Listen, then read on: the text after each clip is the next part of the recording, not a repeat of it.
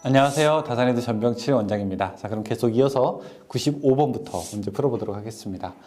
다음 중 토크의 단위는 무엇인가? 토크는 뉴턴 메타, 혹은 어떻게 단위 쓰죠? 킬로그램 메타, 이렇게 단위를 사용하고 있죠. 9.8kW 1200rpm인 전동기의 토크는 약 몇 킬로그램 메타인가? 뒤에 킬로그램 메타로 물어봤기 때문에 우리가 0.975 그리고 자, n분의 p 계산을 할 수 있죠. n이라고 하는 건 여기서 1200이고 p는 9800으로 계산하게 되면은 7.9 답 얻을 수 있습니다. 직류 전동기 출력이 50kW, 회전수가 1800일 때 토크는 어떻게 되는가? 1800을 어떻게 돼요? 5만을 1800으로 나누고 곱하기 0.975. 975 해준다는 것 자체가 1보다 약간 적다는 거예요. 그러니까 5만을 1800으로 나누고 그것보다 조금 작은 숫자를 고르시면 됩니다. 답은 27. 직류 분권 전동기 기동 방법 중에서 가장 적당한 것은 무엇인가? 라고 물어보고 있죠. 기동할 때는 기동 토크가 커야 되거든요. 그렇죠? 그래서 계좌 저항기가 작아야 됩니다. 계좌 저항기 값을 어떻게 한다? 가장 작게 만든다. 직류 분권 전동기 기동 시 계좌 저항기의 저항값은 어떻게 한다? 가장 작게 만든다. 최0으로 해둔다. 99번에. 다음, 직류 분권 전동기 계좌 저항을 운전 중에 증가시키는 경우 일어나는 현상으로 옳은 것은 계좌 저항을 증가하게 되면은 속도는 어떻게 된다? 증가하게 된다. 답은 4번. 전기자 전압을 전원 전압으로 일정히 유지하고 계좌 전류를 조정하여 자속을 변화시킴으로써 속도를 제한하는 법. 계좌를 조정하잖아요. 그렇죠? 그러니까 계좌 제어법이죠. 계좌 제어법. 발전 제동의 설명으로 잘못된 것은, 자, 전동기를 사용하고 있다가 우리가 전동기의 기동력을 끊고 전류를 끊고서 우리가 그 회전력으로 발전을 하는 것을 발전 제동이라고 부르게 되는 것이죠. 전동기 유도기 전력을 전원음 전압보다 높게 한다. 전원 전압보다 높게 하는 것은 오히려 이렇게 전원음 전압보다 높게 해서 되살리는 방법, 회생 제동에 대한 이야기가 되겠습니다. 전동기의 제동에서 전동기가 가지고 있는 운동 에너지를 전기 에너지로 변화시키고 이것을 전원으로 변환하여 전력을 회생시킴과 동시에 제동하는 방법. 회생시킴과 동시에 회생제동. 직류 전동기 속도 제어 방법 중에서 속도 제어가 원활하고 정토크 제어가 되면 운전 효율이 좋게 되는 것, 토크가 일정하게 되는 거 우리가 속도 제어가 원활하고 정토크 제어가 되며 전압 제어라고 부르게 됩니다. 전압 제어. 가장 광범위한 제어라고, 그러니까 속도 제어 중에서 가장 광범위한 속도 제어가 뭐냐라고 하게 되면 이걸 우리가 전압 제어라고 부르게 되죠. 직류 전동기 속도 제어에서 자속을 2배로 하게 되면 회전수는 어떻게 되는가? 자속이 증가하면 속도도 2배로 된다. 자속이 그렇죠? 잘못했죠. 자, 이렇게 하면 가야 됩니다. 계좌 저항이 증가하게 되면요. 그 다음에 그러면은 계좌 전류가 감소하게 되고, 계좌 전류가 감소하게 되면은 자속이 감소하게 되고, 그러면 속도는 올라가게 되죠. 지금 자속을 2배로 하게 되면, 자속이 올라가게 되면 속도는 오히려 감소하게 되죠. 2분의 1로 줄어들게 되죠. 그렇죠? 1번. 직류 전동기 출력이 50kW, 회전수가 1800일 때 토크는 어떻게 되는가? 5만을 얼마로? 1800으로 나누면 됩니다. 답은 그러면은 얼마? 27. 직류 분권 전동기 기동 시에는 계좌 저항기의 저항값으로 어떻게 되는 죄송합니다. 말이 안 나요. 너무 지금 마음이 급해서 여러분들에게 너무 많은 걸 전달해드리고 싶어서. 전동기 기동할 때는 계좌 자속은 커야 돼요. 그래야지 큰 기동 토크를 우리가 얻을 수 있게 되는 거죠. 계좌 저항, 자속이 크게 하려면요. 자속이 크게 하려면은 계좌 저항 가장 작아야 되겠죠. 0으로 해둬야 됩니다. 대형 직류 전동기 토크를 측정하는데 가장 적당한 방법, 전기 동력계법. 직류기 회전 속도가 위험한 상태가 되지 않으려면 직권 전동기는 어떤 상태로, 분권 전동기는 어떤 상태로 운전하지 말아야 된다. 무부한 위험 속도가 되지 않으려면 우리가 직권 같은 경우는 어떻겠습니까? 벨트 운전을 하지 말자 그랬었죠. 그 이유는 뭐냐면 무부하 운전을 하면 안 되기 때문에. 그래서 무부하 운전을 하면 안 되고, 분권 전동기는요, 무여자 상태가 되면 안 됩니다. 분권 전동기. 무여자 상태가 되게 되면요, 여자가 안 되게 되면은 나머지가 다 전기자로 오기 때문에. 그래서 무부하, 무여자. 답은 1번이 되겠죠. 109번에 1번. 직류 전동기에서 정출력 가변 속도의 용도에 적합한 속도 제어 방법. 정출력 가변 속도에 적합한 속도 제어 방법. 이 정출력이라고 하는 거, 요 말이 들어가죠. 정출력이라고 하는 거는 토크가 토크가 올라가게 되면은 속도는 내려가게 되고, 토크가 내려가게 되면 속도가 올라가는 방법인데, 자, P라고 하는 것, 출력이라고 하는 것이 토크와 속도의 관계여서 어느 것이 올라가면 어느 것이 내려가는 이런 트레이드 오프 관계가 성립되게 되죠. 자, 이거는 우리가 계좌 제어라고 이야기하게 됩니다. 직육의 효율이 최대가 되는 경우는 무엇입니까? 고정손과 부하손이 서로 같게 될 때, 그러니까 고정손과 부하손이, 고정손과 가변손이 서로 같을 때가 최대가 되게 되는 것이죠. 직육의 고정손이 아닌 것은 동손 아니라고 했었죠. 출력 3kW 1500인 전동기의 토크는 어떻게 되는가? 3kg를 3000을 1500으로 나누면 되겠죠. 그렇죠? 그럼 이거 얼마? 2 얼마 되겠는데 2보다 조금 작은 거 1.95 0.975를 곱해야 되니까 전격 출력 P 회전수 N인 전동기의 토크는 어떻게 되는가? 0.975 N분의 P 답 1번. 변압기에서 1차 측이나 여기서 이제 변압기 문제 나오게 되죠. 변압기에서 1차 측이나 1차는 전기를 받는 쪽 전원 측, 2차 측은 부하 측. 1차 건수가 3000, 2차 건수가 100인 변압기의 전압비는 얼마인가? 2차를 그냥 1차로 나누면 되죠. 전압비 얼마입니까? 30. 변압기의 권수비에 대한 식으로 바르게 설명된 것은 무엇입니까? 권수비는 우리가 2차 측, 권수분의 1차 측, 권수 2차 측, 전압분의 1차 측, 전압 1차 측 전류분의 2차 측 전류, 그리고 루트 R2분의 R1, 그 다음에 X2분의 X1, Z2분의 Z1, 뭐 그렇게 나타내잖아요. 그쵸? 식이 바르게 설명된 거, 바르게 설명된 것은 무엇입니까? 요거 1번, 바르게 설명됐네요. 얘는 I1분의 I2니까 잘못됐고, 이것도 N2분의 N1이니까 잘못됐고, 이것도 Z2분의 Z1이니까 이것도 잘못됐죠. 권수비 30의 변압기에 권수비 30이라고 하는 거는 전류가 30분의 1로 줄어든다는, 전압이 30분의 1로 줄어든다는 거예요. 1차에 6600 집어넣게 되면 2차는 30분의 1로 줄어들게 되니까 220이 되는 것이죠. 변압기 원리는 어느 작용을 이용하느냐? 전자 유도작용, 전기가 자기로 되고 자기가 다시 전기로 되는 그런 과정을 겪게 되는 것이죠. 1차 권횟수가 80, 2차 권횟수가 300일 때, 그럼 80회가 320회가 된다면은 몇 배로 증가하는가? 8, 4, 32, 4배가 됐다는 거죠. 그럼 2차 측 전압이 100V래요. 그럼 1차 측 전압이 얼마였다는 거? 얼마여야지 4배로 하게 되면 100V가 된다는 겁니까? 25V죠. 6600, 220인 변압기에 1차에 2850V를 가하면 2차 전압은 어떻게 되겠는가?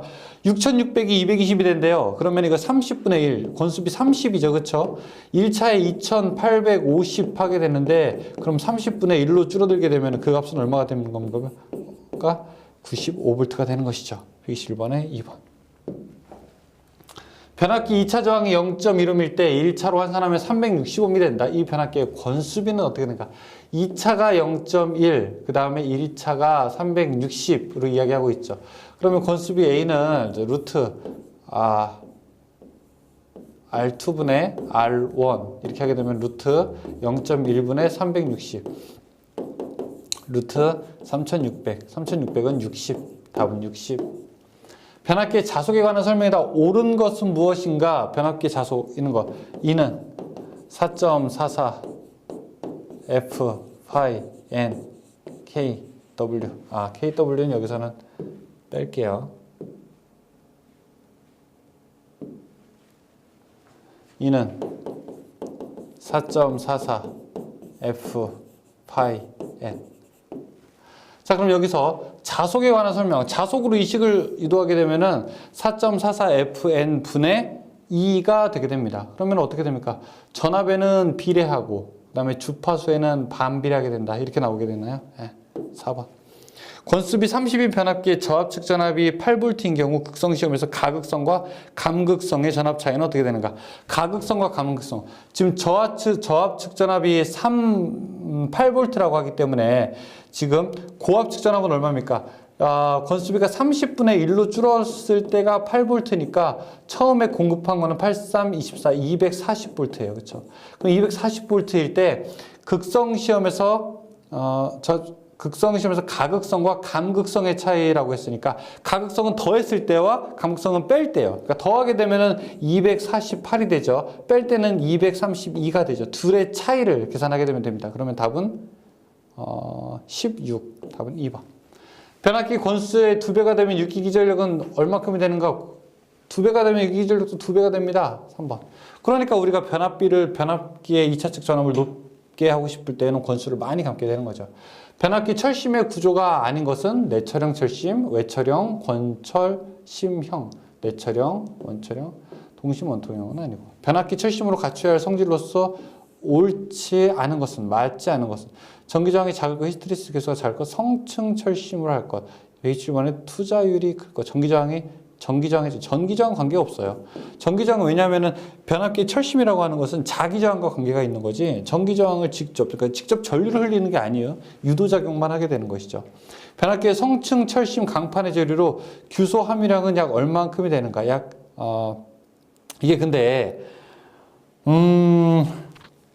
이게 문제마다 조금 달라요. 문제마다 조금 이게 그러니까 실제 우리가 실용상이 좀 달라가지고 여러분들은 약 한 4% 이렇게 좀 기억을 하시면 됩니다. 4% 이게 문제가 조금 문제마다 조금 다른 부분을 좀 요구를 합니다. 이게 어떤 거는 뭐 2%를 해도 될 수도 있고 뭐 4%도 될 수 있는데 우리는 4%로 가도록 하겠습니다. 변압기의 성층 철심 강판 재료로서 철의 함유량은 규소가 4%니까 철은 96%. 일정 전압 및 일정 파형에서 주파수가 상승하면 변압기 철소는 어떻게? 일정 전압이 중요합니다. 일정 전압. 원래 주파수가 상승하면 철손도 더 커지게 되는 거거든요. 근데 일정 전압일 때는요, 주파수가 상승하게 되면은 철소는 더 감소하게 됩니다. 답은 감소한다.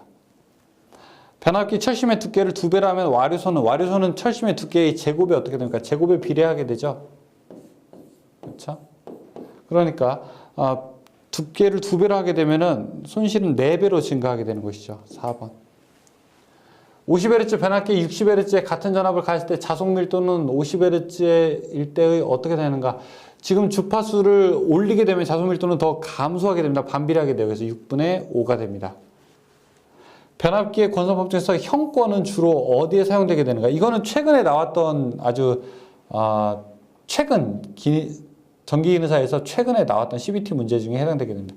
여러분 중형이라고 선택을 하시면 됩니다. 중형. 변압기 명판에 나타내는 전격에 대한 설명이 틀린 것은 변압기의 전격 출력을 나타낸다는 킬로와트다? 아니죠. 킬로 볼트 암페어. 이거 킬로와트라고 하는 거는 뭐예요? 유효 전력을 이야기하는 건데 변압기는 반드시 P상 전력으로 표시를 하게 됩니다. 1번이 잘못된 겁니다.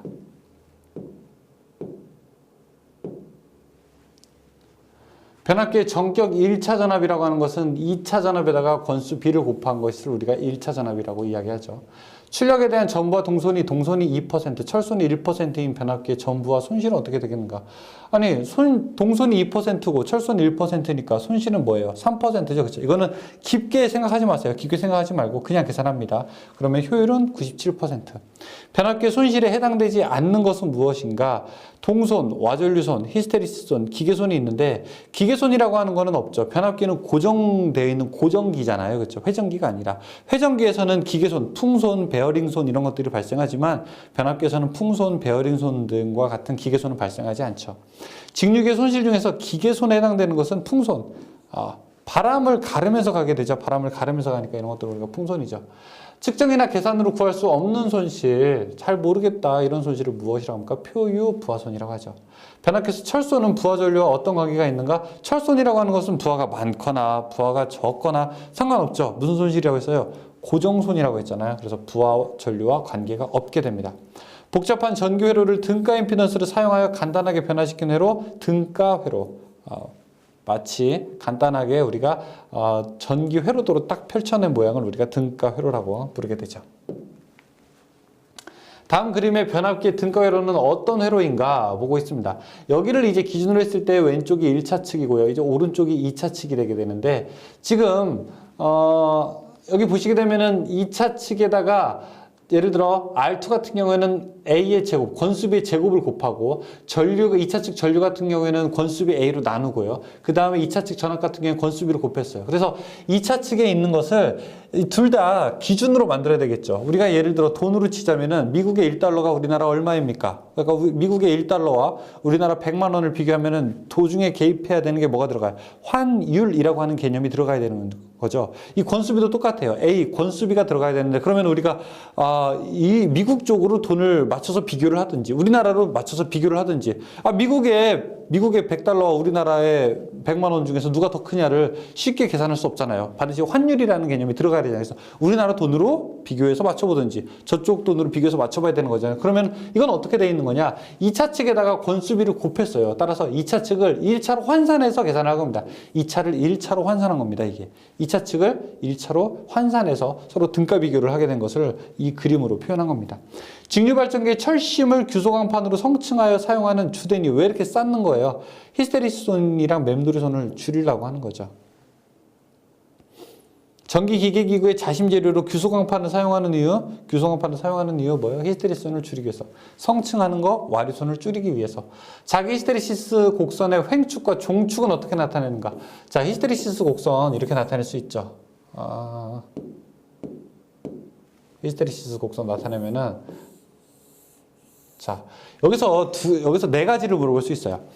횡축이 이야기하는 것이 무엇이냐? H. 자기장의 크기. 종축이 이야기하는 것이 무엇이냐? 자속 밀도. 횡축과 만나는 점이 무엇이냐? 이거 뭐예요? 보자력. 종축과 만나는 점이 무엇이냐? 자, 이거 뭐예요? 잔류자기. 네 가지를 물어보게 됩니다. 그래서 횡축이 의미하는 게 뭐냐? 종축이 의미하는 게 뭐냐? 그 다음에 횡축과 만나는 점이 의미하는 게 뭐냐? 종축과 만나는 점이 의미하는 게 무엇이냐? 지금 여기서는 횡축 그 자체에 대해서만 물어봤죠. 자기장의 크기와 자속 밀도를 이야기하는 거죠. 145번의 1번. 다음 설명에 기억 니은에 들어갈래요. 히스테리시스 곡선에서 종축과 만나는 점 뭐라고 했어요? 종축과 만나는 점 잔류자기. 횡축과 만나는 점은 보자력. 잔류자기, 보자력. 답은 2번. 횡축을 먼저 물어봤는지 종축을 먼저 물어봤는지 이것도 여러분들 기억하셔야 됩니다. 그래서 이걸 우리가 횡, 보, 종, 잔 이렇게 기억을 하세요. 횡, 보, 종. 횡축은 보자력, 종축은 잔류, 자기. 변압기의 임피던스 전압이라고 하는 것은 무엇인가? 변압기의 손실이에요. 전격 전류가 흐를 때 변압기 내의 전압 강화로서 우리가 정상적인 상태에서 변압기가 깎아먹는 전압을 우리가 임피던스 전압이라고 이야기하죠. 그때 손실을 임피던스 와트라고도 이야기하죠. 변압기의 임피던스 와트와 임피던스 전압을 구하는 시험은 무엇이 되겠습니까? 뒤에 2차 측 단락 시험, 2차 측을 우리가 단락시킨 다음에 즉 변압기가 있으면은 하나 1차 측, 2차 측 있으면 2차 측을 단락시킨 다음에 구하는 겁니다. 단락 시험입니다. 20kVA의 단상 변압기가 있다. 철손이 1.6kW이고 전부와 동손이 2.4kW이다. 변압기 역률이 0.8일 때 전부와 C의 효율은 약 어떻게 되겠는가 물어보고 있어요. 자, 출력 우리가 구하는 것이 손실 구하는 것이 출력 플러스 손실 분의 출력이죠. 근데 여기 손실에 뭐가 들어갑니까? 철손 플러스 동손이 들어가는 거죠. 철손은 얼마라고 했습니까? 지금 1.6이라고 했고요. 동손은 2.4라고 이야기하게 됐죠. 그렇죠? 그 다음에 우리가 출력을 계산하게 될 때 출력은 PA 이것은 P상 전력에다가 그 다음에 코사인 세타를 계산하게 되면은 뭐가 됩니까? 이게 유효 전력이 되죠. 따라서 이렇게 계산을 하게 되면은 뒤에 97.6 나오게 될 겁니다. 97.6. 주상변압기에서 보통 동손과 철손의 비는 땡땡이고 최대율이 되기 위해서는 두 개가 같아야 되는 겁니다. 그래서 두 개가 같아야 된다라고 하는 것은 원래는 일반적인 동손과 철손의 비율은 한 2대1 정도 되게 되는데 가장 이상적인 거는 1대1이 되는 겁니다. 같아야 되는 겁니다. 답은 2번. 1차 전압 3300V 권수비 50인 단상변압기가 순저항 부하에 10A를 공급할 때 입력은 어떻게 되겠는가 물어보세요. 1차 전압이 3000 변압기가 있는데 1차 전압이 3300V래요. 권수비가 50이래요. 그러면은 50분의 1이 여기로 가게 되는 거죠. 그렇죠? 50분의 1이 여기로 가는 3300 50으로 나누게 되면은 얼마입니까? 여러분들이 한번 계산해 보세요. 이거는. 그리고 여기에 흐르는 전류가 10A니까 곱하기 10 하게 되면은 얼마인지 나오게 되죠. 이게 여기 해설을 보게 되면은 660W, 즉 0.66kW라고 되어 있네요. 자, 여기까지. 풀었습니다. 잠깐 쉬었다가 저희가 이제 이어지는 문제에서 또 뵙도록 하겠습니다. 152번에서 만나 뵙겠습니다. 수고하셨습니다.